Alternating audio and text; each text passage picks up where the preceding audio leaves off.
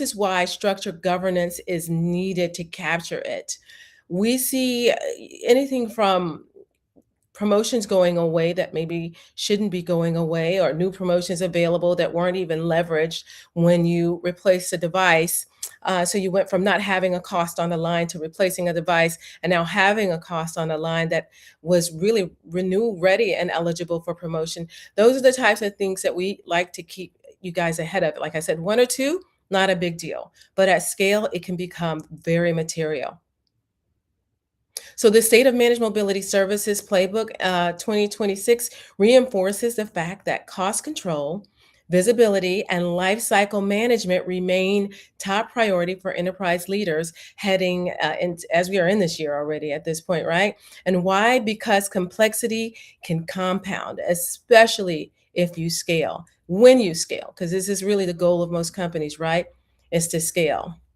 And I see this all the time. There's no dramatic failure, there's no massive misstep. It's just a quiet drift. Promotions expire quietly, like I mentioned. Refresh cycles aren't engineered properly, so they become chaotic. Negotiation leverage weakens because data isn't centralized. And it's not like anyone intended for this to happen. There's no one that's structurally optimizing it. That's the issue. And that's where the need comes in, and that's where enterprise value really hides. So let's talk a little bit about how enterprise value hides.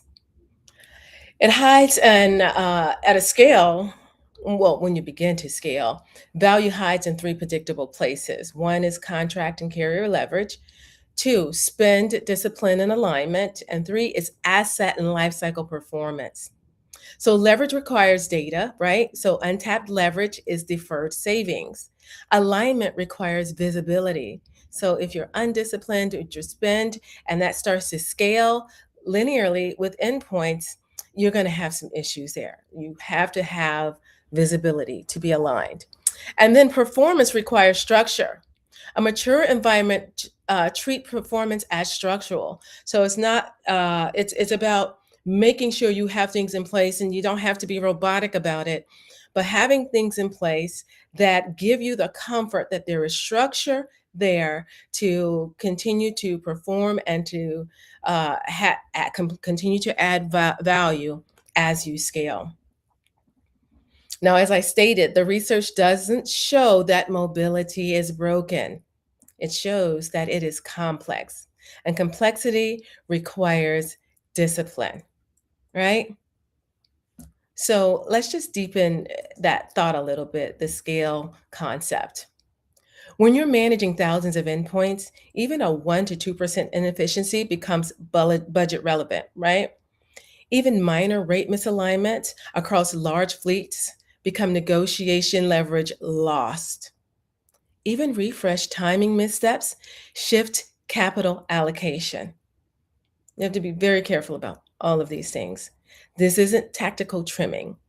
This is structural performance, right?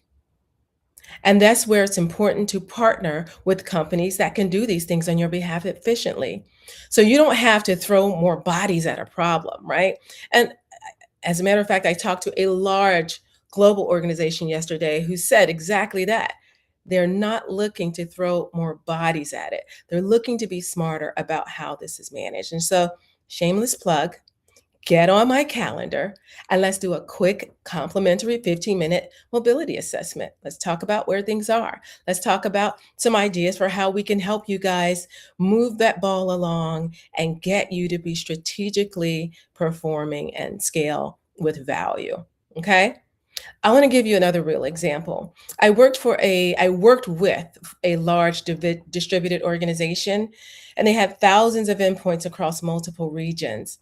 And there was nothing that was at surface, there was nothing that was dramatically wrong, right? There were no outages, no billing crises, no security event.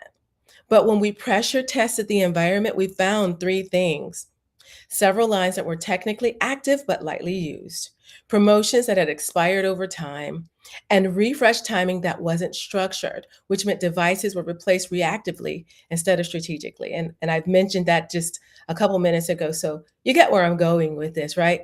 No one had failed. The wireless team was not asleep. Finance wasn't careless. The wireless carrier was doing their job. The issue was drift.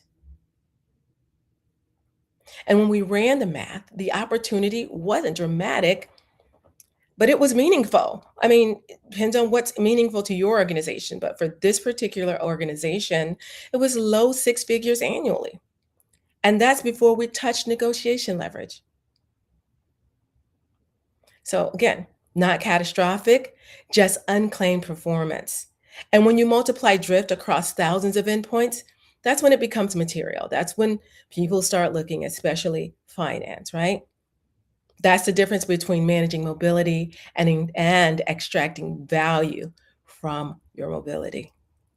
So let's talk a little bit about value extraction.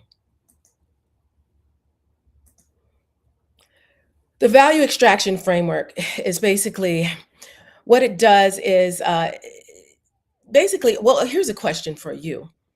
What does extraction at scale actually require? Think about that for a moment. What does it actually require? There are three disciplines. One is data driven negotiation position, two is structured refresh cycle planning. So we're not being reactive, but we're planning that refresh cycle. Three, it's automation driven operational efficiency. So if you look at these data-driven negotiation, you're building a structured position before contract renewals. Usage data becomes leverage. Benchmarks replace assumptions. Refresh cycle planning. You have structured refresh cadence, eliminating life cycle drift, right? You've got planned transitions outperforming reactive replacements at scale and automation driven efficiency. Operational efficiency achieved through systematic automation. This is the fun stuff. This is the good stuff.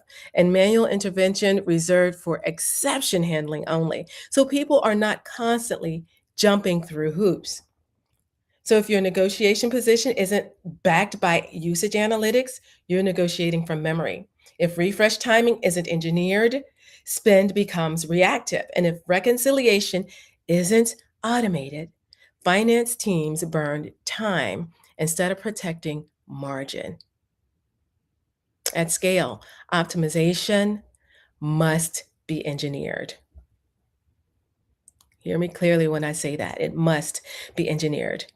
And this is where the shift happens. Organizations move from managed mobility or from managing their mobility, because it's always going to be managed, but from managing your mobility to governing your mobility. And from that to extracting performance from your mobility. That's maturity.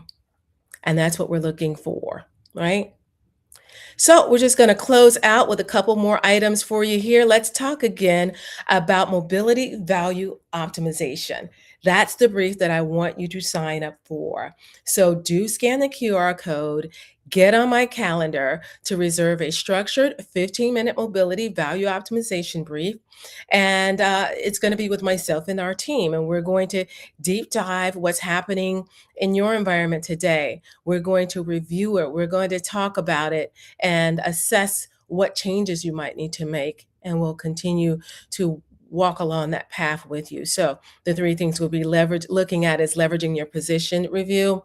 We'll do a spend performance assessment, and we'll talk about life cycle alignment analyses. So get on my calendar. This is not a demo, it is not a pitch, it's a structured pressure test. In 15 minutes, we'll walk through the three things that are causing are the most common issues for mobility within organizations.